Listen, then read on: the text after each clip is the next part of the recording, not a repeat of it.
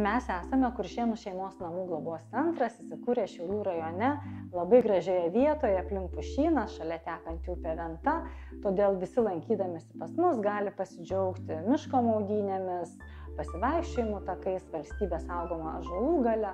Va, iš tokios stiprybės, iš tokios aplinkos mes ir semiamės stiprybės.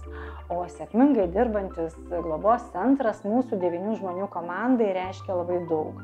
Tai pasididžiavimas, kad esame čia, galėdami save realizuoti prasmingai, padėdami tėvų globos netekusiam vaikui rasti namus. Tai ir globėjų bei įtėvių stiprybė, dalinantis džiaugsmais ir sunkumais nuo pat pirmųjų vaiko žingsnių šeimoje. Tai ir žinomumas bendruomenėje kaip vieta, kur visi ir visada yra laukiami su savo idėjomis, parama, noru prisidėti prie vaiko gerovės.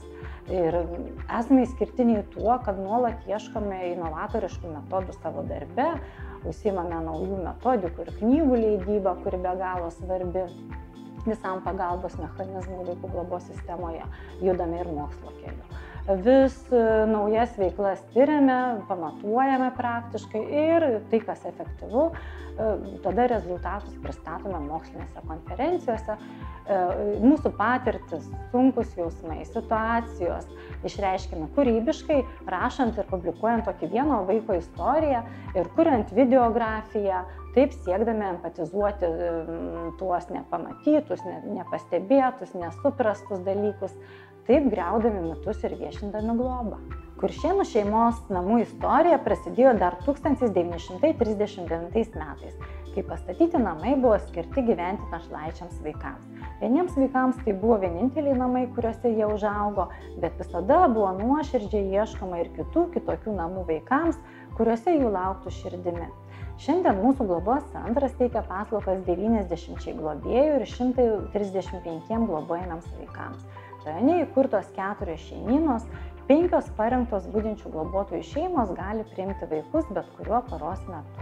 Mūsų komanda yra atsidavusi savo klientams, aktyvi, iniciatyvi, draugiška, kokybiškai teikianti paslaugas ir nuolat ieškanti naujovių ir galimybių šioje veikloje. Didžiausi mūsų pasiekimai yra tai, kad kuriame naujus metodus pagalbai globos sistemoje, taip jau išleistos 3 knygos, publikuoti moksliniai straipsniai, pritaikėme Lego žaidimus terapijai.